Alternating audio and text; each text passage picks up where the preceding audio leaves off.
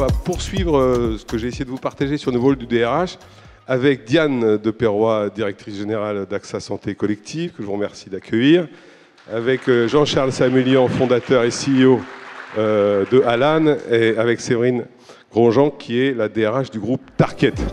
Donc je vais essayer de faire débattre. Voilà, de faire débattre ces trois personnes que je remercie d'être venues. Alors, elles vont se présenter plus que moi, mais Diane, que tout le monde connaît, elle a une immense chance, c'est qu'elle est directrice générale d'AXA Santé Collective, mais avant, elle était DRH. Donc, c'est intéressant d'avoir un peu les deux points de vue. Jean-Charles, fondateur d'Alan, et puis Séverine, DRH de Target, et avant, d'autres lieux découverts à marée basse. Et donc, l'idée de ce truc, quand on a voulu monter cette table ronde, c'était pas discuter du rôle de RH pour le RH, mais comme j'ai deux DG, plutôt que répondre à la question à laquelle j'ai posée, qui était quel est le rôle du DRH, je vais demander, et on va essayer de débattre, et on pourra réagir Séverine, sur qu'est-ce qu'un DG attend aujourd'hui de son DRH. Est-ce que c'est clair ou est-ce que c'est pas clair? Est-ce que ça a changé ou est-ce que ça n'a pas changé? Et donc, je vais commencer par toi, Diane. Je te tutoie parce qu'on se tutoie dans la vie, donc ça serait idiot. Je vais commencer par toi, parce que tu as occupé les deux fonctions. Mais aujourd'hui, si tu t'oublies ta fonction de DRH, dans ta fonction de DG, qu'est-ce que tu attends d'un DRH? Et la question 2, ce sera qu'est-ce que tu n'avais pas de ton DG lorsque tu étais DRH? Tout ça reste entre nous, bien sûr. Merci beaucoup. Merci de ton accueil, merci de votre accueil à tous. D'abord, je voudrais rebondir sur ce que tu as dit tout à l'heure. Je crois que les yeux du DG et du COMEX se sont ouverts sur la fonction RH au moment du Covid. Il y a vraiment un avant-Covid, un après-Covid. Je crois qu'ils étaient très contents qu'on puisse gérer la crise à ce moment-là, parce que tout d'un coup, il y avait un état de stupeur, qui peut ressembler d'ailleurs un peu à ce qui a été vécu la semaine dernière, d'ailleurs, mais je referme la parenthèse. Et en fait, tout d'un coup, ils se sont dit, mais qui va faire le taf? Et quelque part, on était vus finalement comme assumant le dialogue social, puis ma foi, le reste, ça suivait. Et il se trouve que le Covid a permis de le doubler, ce dialogue social, et de faire plein d'autres choses. Alors, à ta question, moi je pense que d'abord, être RH, c'est avoir une fonction sociétale. Donc c'était amusant parce que finalement, tu es revenu en employant ce terme-là tout à l'heure. Et pour moi, c'est d'abord s'occuper du capital humain. Et s'en occuper, évidemment, il faut trouver les bons, mais par définition, il faut en retenir un certain nombre, mais par définition, ils ne seront pas bons dans l'absolu. Il va falloir qu'ils soient toujours bons, et donc il va falloir toujours les former. Et je pense que un des gros challenges des DRH, c'est de faire rentrer ce discours de formation continue dans le quotidien de tous les salariés. Et je pense qu'on est encore assez loin sur cette dimension-là dans l'entreprise. Alors après, il y a des maturités qui sont différentes, mais je pense qu'il y a encore beaucoup de chemin à franchir. La deuxième idée, j'irai sur la troisième après, la deuxième idée, pour moi, la RH, elle est quelque part garante de ce que je vais appeler l'affectio societatis ou du collectif. Et là encore, le Covid est passé par là. L'unité de temps, elle avait déjà explosé depuis longtemps, mais l'unité de lieu a explosé évidemment de façon très conséquente après le Covid. Et en fait, je pense que la DRH, c'est la DRH des rencontres. C'est la DRH du collectif qui se rencontre et qui continue à vivre une vie plus ou moins unie, plus ou moins unifiée, en ayant des individus, parce que l'individualisme est quand même très très fort, et en même temps en étant capable de rallier tout ça dans un grand collectif. Et ça, je pense que c'est quelque chose de très important, et je ne suis pas sûre qu'on ait tous trouvé les clés là-dessus. Et donc moi, c'est ce que je demande, c'est aussi qu'avec des collectifs éclatés, eh bien, on sache faire vivre ces collectifs. Et ça veut dire qu'il faut retravailler avec les managers, d'autant plus que les managers de proximité ont un rôle absolument pivot et qu'on a supprimé pour beaucoup de boîtes le management intermédiaire. Donc tout d'un coup, vous avez des dirigeants qui n'ont plus de manager intermédiaire et qui ont des managers de proximité. Tout ça fait qu'on doit retrouver voilà, des formations au management. Est-ce que ça veut dire manager ? Est-ce que ça veut dire énergiser, excusez-moi cet anglicisme, ces troupes, les rencontrer, les rassembler, sur quel thème, pourquoi, etc. Et puis, moi je dirais que dans cette dimension où la communication interne est très forte, la dimension autour de la RSE est une dimension aussi qui viendra nourrir ce collectif, qui est un collectif citoyen, c'est l'entreprise dans la cité. Et le troisième point, et je terminerai par là, moi je dirais quelque part que, en fait, la marque employeur, qui a été un peu le concept, qui est né un peu avant le Covid, de retravailler les avantages sociaux et de les densifier, eh bien ça va beaucoup plus loin. Et je rejoins Sophie tout à l'heure qui nous parlait de la santé des collaborateurs indirectement. Je pense qu'on est en train de revivre dans une époque où on doit prendre soin de son collectif. Ça va bien au-delà des avantages sociaux. C'est aussi toute la protection qu'on peut trouver, qu'on peut négocier avec eux, qu'on peut choisir avec eux, parce que, et c'est là aussi où je te rejoins pleinement, je pense qu'on l'a vu pendant le Covid, l'entreprise, c'est un îlot de sérénité. Ça peut être paradoxal parce qu'on a des sujets de santé mentale, mais lorsqu'on arrive à bien traiter ces sujets-là, l'entreprise, c'est un îlot de stabilité. Et je pense que demain, c'est elle qui va assumer la protection sociale des salariés dans les différentes dimensions qu'on peut y mettre. Je pense qu'elle sera vitale. Et finalement, alors je ne suis pas en train d'aller vers le phalanstère ou toutes les utopies qui pouvaient tourner autour de ça, bien sûr, ni dans un paternalisme que l'on a pu connaître à une époque, mais je crois qu'on est en train de réinventer l'entreprise comme îlot de protection vers lequel on va se raccrocher, on va protéger plus large que le salarié lui-même, on va élargir cette relation. Et il me semble que là, on a un chemin sur lequel on n'a pas encore avancé. Merci beaucoup Diane. Alors, je reviendrai sur... Je vous en prie, si vous voulez applaudir Diane. Non, je reviendrai après sur 2-3 notions que tu as évoquées, mais je vais poser la même question à Jean-Charles. Donc, CEO d'Alan. C'est intéressant, c'est pour ça que la table ronde est intéressante, notamment parce que AXA, bon, AXA on connaît, hein, très grande entreprise, Alan, nouvelle économie, mais c'est déjà une belle maison. Donc c'est intéressant de voir toi, parce qu'on se tutoie aussi dans la vie, donc on va continuer, toi, en créant Alan, en voyant Alan grandir, aujourd'hui, qu'est-ce que tu attends de cette fonction RH? Parce que tu es dans une phase différente, c'est-à-dire que tu es en accélération permanente. Je crois qu'elle est dans ton taux de croissance annuel, mais c'est au moins 2 chiffres, parce qu'on ne peut pas en mettre 3. Donc je voulais juste savoir, toi, ta vision des choses, court et moyen terme, sur cette fonction, et comment tu l'as fait vivre comme DG, comment tu l'as fait exister à l'intérieur de l'entreprise. Parce que pour être honnête, beaucoup de DRH disent « je n'arrive pas à exister dans mon entreprise ». C'est pour ça que je te posais cette question-là. Merci beaucoup. Bonjour à tous et merci beaucoup Benoît pour cette question.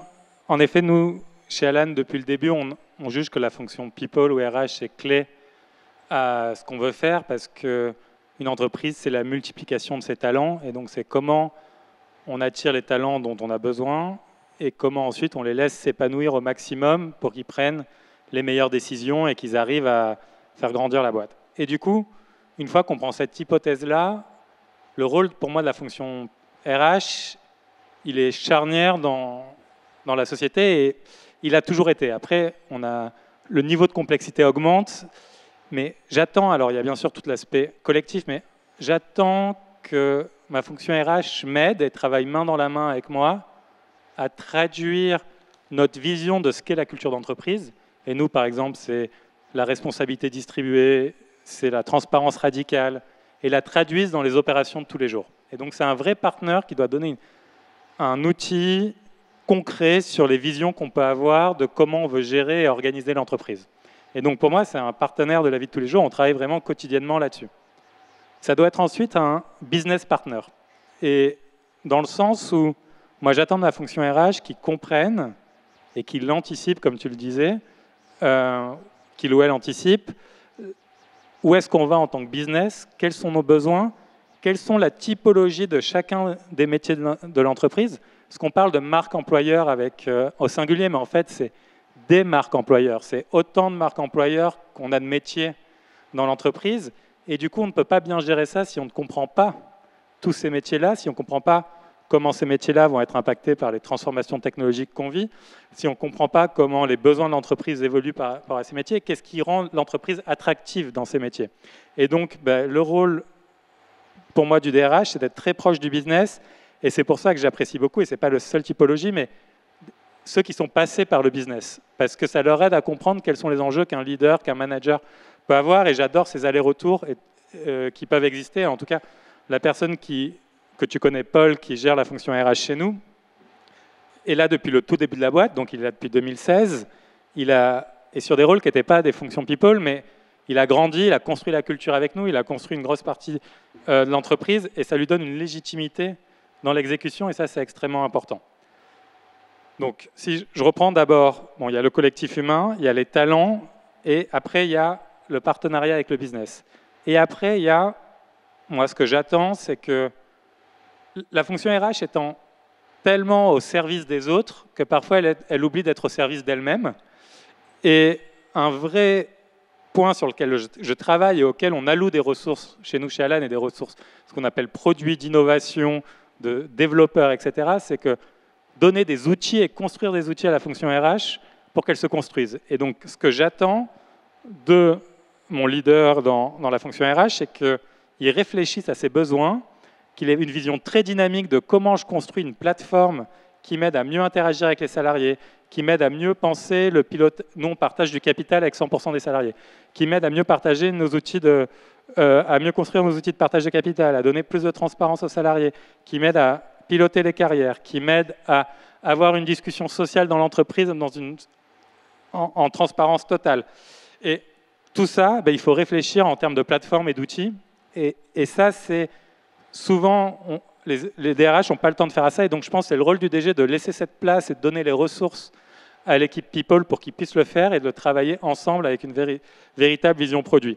Et nous, en plus, comme on sert avec Alan des DRH, parce qu'on les sert dans leur assurance complémentaire santé, dans la prévoyance, dans les services de santé, santé mentale, santé physique, tous ces outils qu'on construit, après, on les distribue en plus. Donc nous, on a un peu le double bénéfice de ça. Mais c'est pour nous une source de motivation et de construction qui est hyper importante.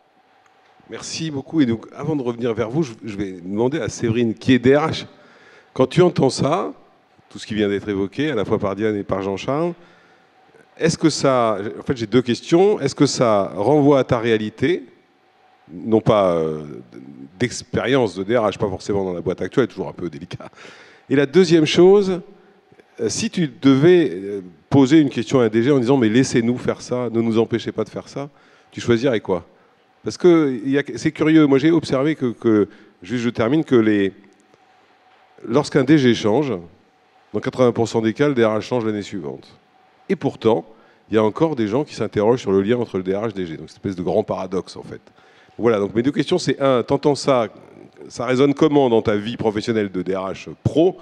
Et deux, c'est quoi le point que deux DG de grande qualité, évidemment, doivent comprendre de la fonction RH pour lui permettre d'exercer bien le job? Bonjour à tout le monde. Alors déjà, j'ai envie de vous féliciter parce que ce que vous avez dit, je ne suis pas sûre d'avoir entendu beaucoup de patrons dans ma carrière le dire. Comme vous tous, j'imagine, quand vous avez pris vos nouveaux boulots de RH, la première chose que vous avez faite, c'est que vous êtes allé voir vos clients en disant « mais au fait, donc qu'est-ce que tu attends? Est-ce que tu es content ?» etc. Et moi, en tout cas, la plupart du temps, j'ai finalement vu des patrons qui n'avaient pas tellement d'opinion. Et je pense qu'ils, pour la plupart, savent que c'est important les RH. C'est un peu comme si c'était magique, c'est-à-dire qu'ils ne savent pas très bien comment ça fonctionne. Ce qu'ils font, c'est du soft, donc c'est un peu dangereux. Mais bon, puisqu'on dit que c'est important, eh ben, ils ont un RH. Ce qu'ils savent, c'est qu'ils recrutent, et parfois qu'ils virent. Merci. Parce qu'apparemment, vous savez dire ce que vous attendez. Et je trouve qu'une des plus grosses difficultés du DRH et responsabilité, du coup, c'est cette difficulté à comprendre l'écosystème que nous pilotons. Et c'est un écosystème, souvent j'utilise l'image de la cible avec plein de flèches différentes qu'on a pour atteindre ces objectifs et qu'on va, voilà, intelligemment, en intelligence, utiliser. Et un certain nombre de patrons ont du mal à rentrer dans cette intelligence-là de l'écosystème. Et du coup, moi je trouve qu'ils ne sont souvent pas assez exigeants vis-à-vis de la fonction RH. C'est hyper important d'être exigeant vis-à-vis de nous parce que ça nous tire. Et la première exigence, c'est d'exiger de connaître les équipes, de connaître le business, d'être sur le terrain, parce qu'on ne peut pas être pertinent dans ce qu'on propose si on ne sait pas de quoi on parle, en fait.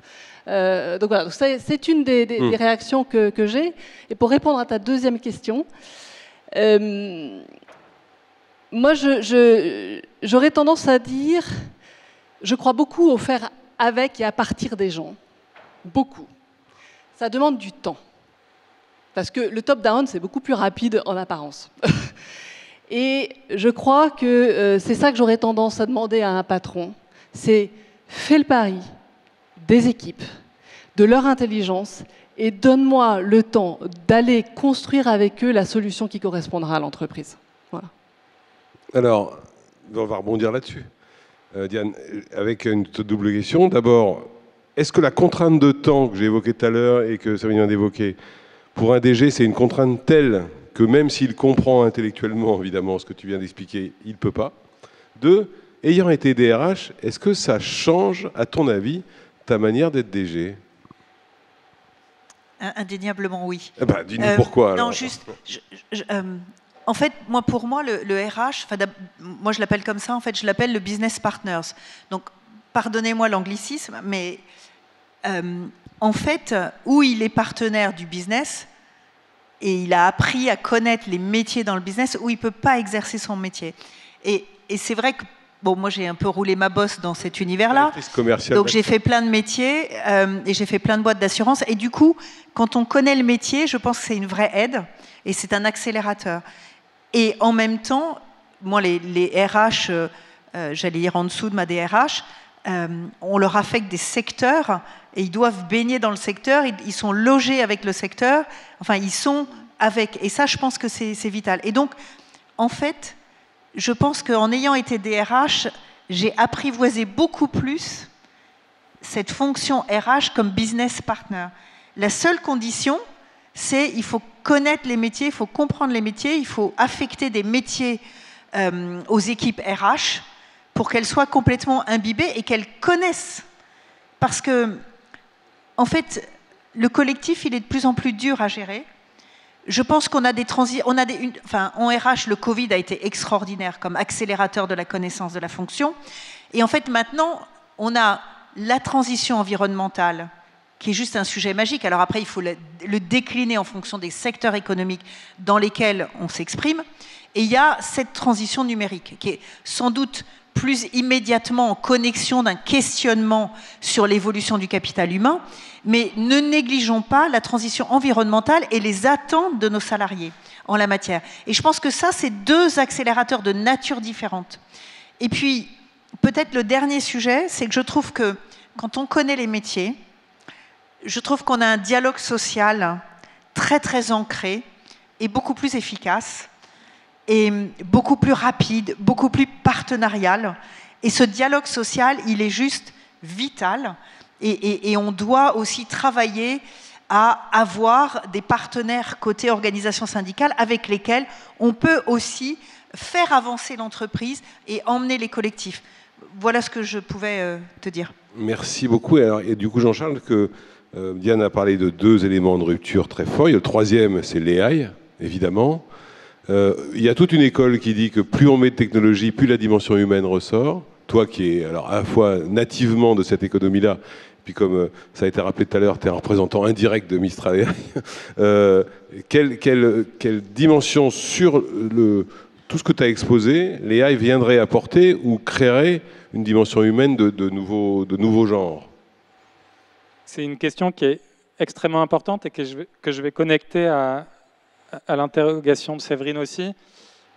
Et comment, en tout cas, on a réfléchi au sujet AI avec notre équipe People.